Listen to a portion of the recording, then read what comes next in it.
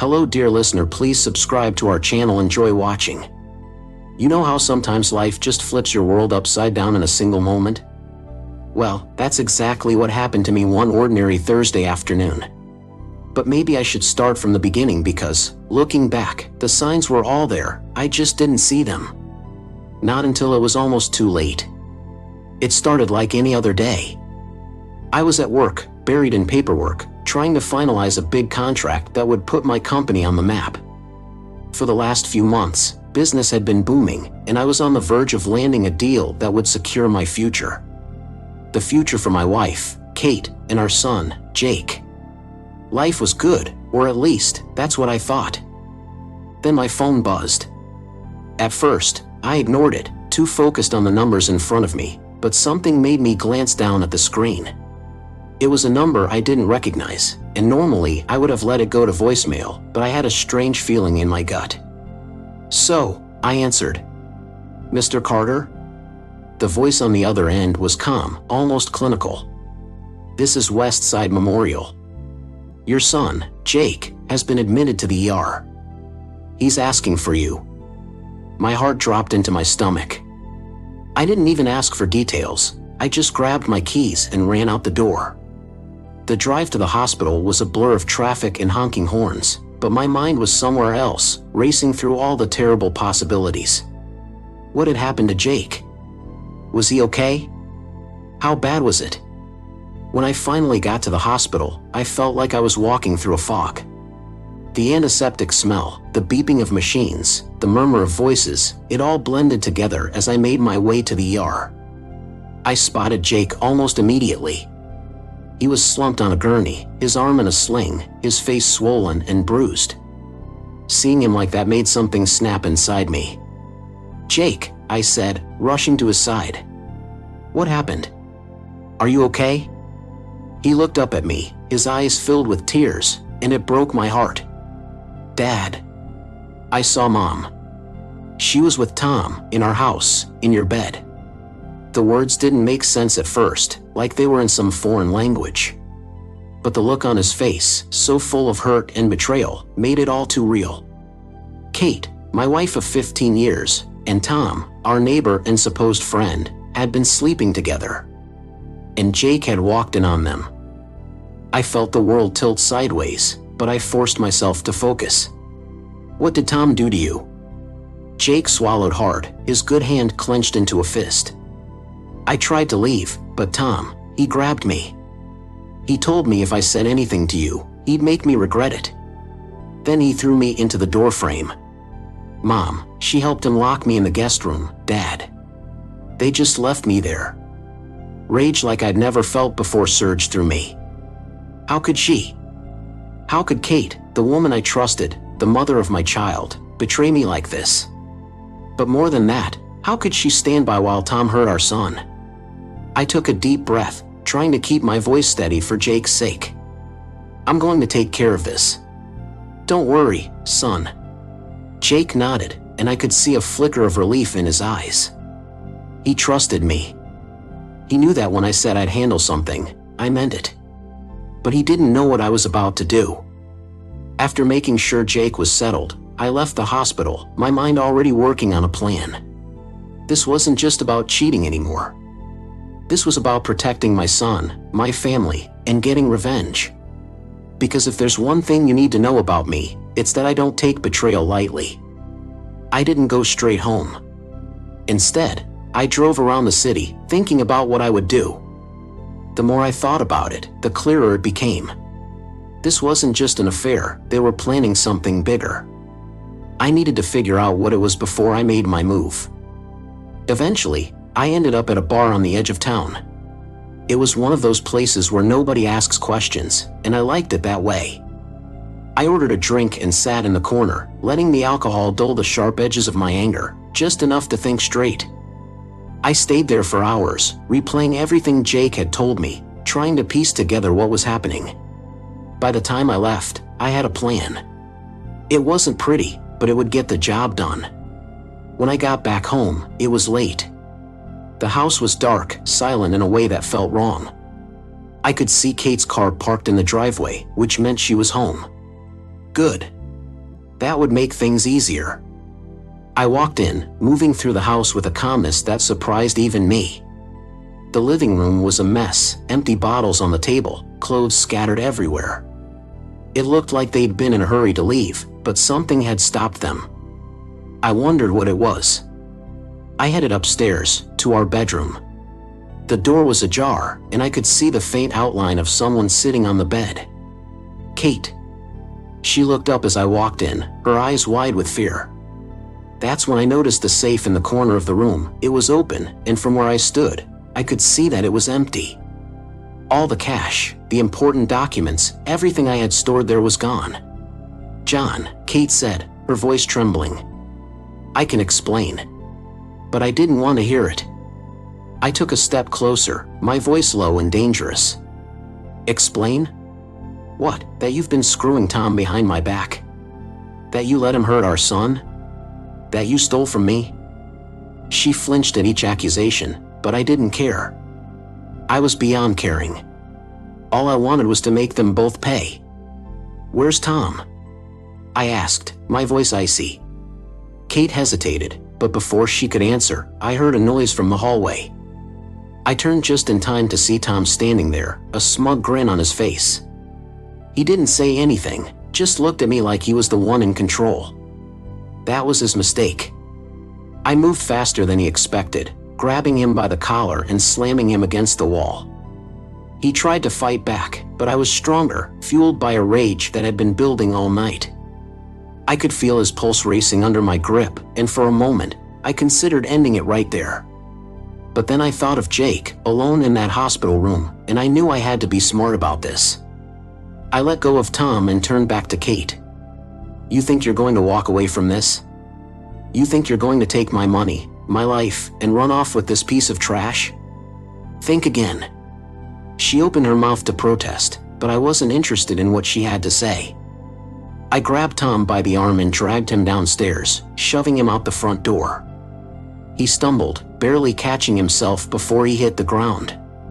"This is just the beginning," I said, my voice cold. "You come near my family again, and I won't stop at just breaking your nose." Then I turned back to Kate, who was still standing in the doorway, looking at me like she didn't recognize me. Maybe she didn't.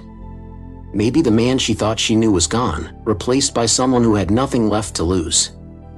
"We're done," I told her. "Don't come back. Don't ever come back."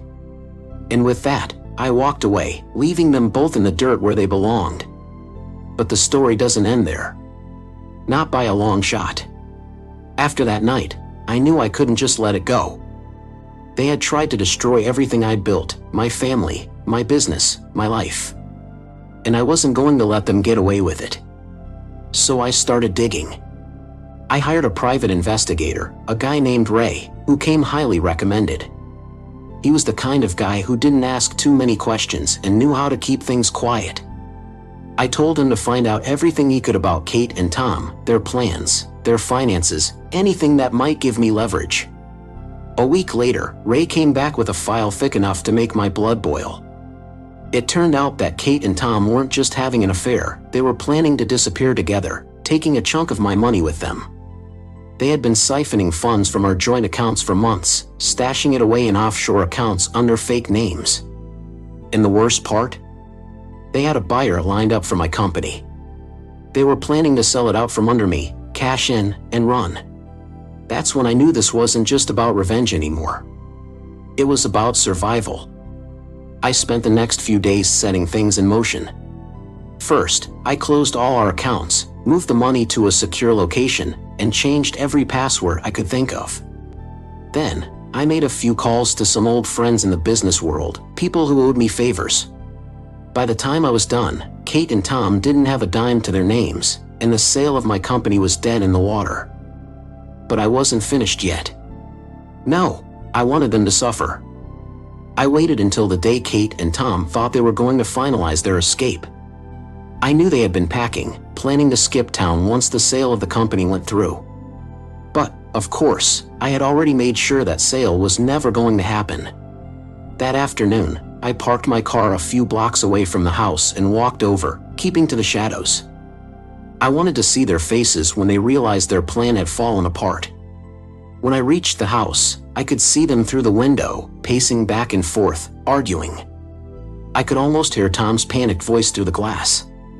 "This isn't supposed to be happening," he was saying, his voice high-pitched with fear. "The money was supposed to be there. The buyer was supposed to show up." Kate looked equally frantic, her face pale as she rifled through a stack of papers. "We just need to get out of here, Tom. We'll figure it out later. We can still go. We just need to leave, now." But they weren't going anywhere. Not if I had anything to say about it. I walked up to the front door and knocked, 3 sharp raps that echoed in the quiet afternoon. Inside, I saw them freeze, their eyes darting toward the door. For a moment, neither of them moved, as if they were hoping I'd just go away. But when I knocked again, they had no choice. Tom was the one who opened the door, his face twisted into a snarl, but I could see the fear in his eyes. "What the hell do you want, Carter?" I stepped forward, pushing past him into the house. "We need to talk." Kate was standing in the living room, her face a mask of panic. "John, please, save it." I cut her off, my voice cold. "I know everything. The money, the company, the offshore accounts. You really thought you could get away with it?" They didn't say anything, but the looks on their faces told me all I needed to know. They thought they had been so clever, so careful. But they hadn't counted on me. "You two have made a lot of bad decisions," I said, stepping closer to them. But the worst one was underestimating me. I pulled out my phone and showed them the screen, emails, bank statements, copies of every transaction they had tried to hide. Ray had done a hell of a job gathering the evidence, and now I had everything I needed to bury them. Kate's face crumpled, and she sank down onto the couch, her hands shaking. "John, I'm sorry. You didn't think I'd find out? You didn't think I'd fight back? You were wrong." Tom, ever the coward, tried to make a run for it, but I was ready. I grabbed him by the collar and slammed him against the wall, just like I had that night in the hallway. But this time, there was no hesitation, no restraint. "You're not going anywhere, Tom," I growled, my voice low and dangerous. "You're going to pay for what you did to my son, to my family." Tom struggled, but he was no match for me. I kept him pinned against the wall, my grip tightening as I looked him in the eye. "You're done. Both of you. You're going to prison for a long time." Tom's eyes widened in terror, and he started to babble, begging for mercy. But I wasn't interested in what he had to say. I was already thinking ahead, about the next steps, about making sure they couldn't hurt anyone else. I let him go, and he crumpled to the floor, gasping for breath. Kate was crying now, her face buried in her hands, but I felt nothing. No sympathy, no regret. Just a cold, hard satisfaction that they were finally getting what they deserved. I stepped back, pulling out my phone again and dialing the number I had saved. It rang twice before a voice answered on the other end. "This is Detective Harris." "It's John Carter," I said, my voice steady. "I've got something you're going to want to see. I'll be waiting at my house. And you'd better bring a couple of squad cars." Harris didn't ask any questions. He knew me well enough to know that I wouldn't call unless it was serious. "We're on our way." I hung up and turned back to Kate and Tom, who were both staring at me in shock. "The police are coming," I told them, my voice calm. "You've got a few minutes to think about what you're going to say. But it won't make a difference. I've got all the evidence I need to put you away for a long time." Kate's tears had stopped, and she looked up at me with a mix of anger and despair. "How could you do this to me?" I felt a bitter laugh bubble up in my throat. "How could I do this to you? You betrayed me, Kate. You betrayed our son. And now you're going to pay for it." Tom tried to speak, but I silenced him with a glare. "You don't get to talk, Tom. Not anymore." The next few minutes passed in tense silence, broken only by the sound of sirens approaching in the distance. I stood by the door, waiting, while Kate and Tom huddled together on the couch, their expressions a mix of fear and resignation. When the police arrived, I let them in without a word. Detective Harris took one look at the scene and nodded to his officers, who quickly moved to cuff Kate and Tom. They didn't resist, they knew it was over. Harris pulled me aside as his team worked, his expression serious. "You did good, John. This could have gone a lot worse." I nodded, but I didn't feel any sense of victory. Just a grim satisfaction that justice had been served.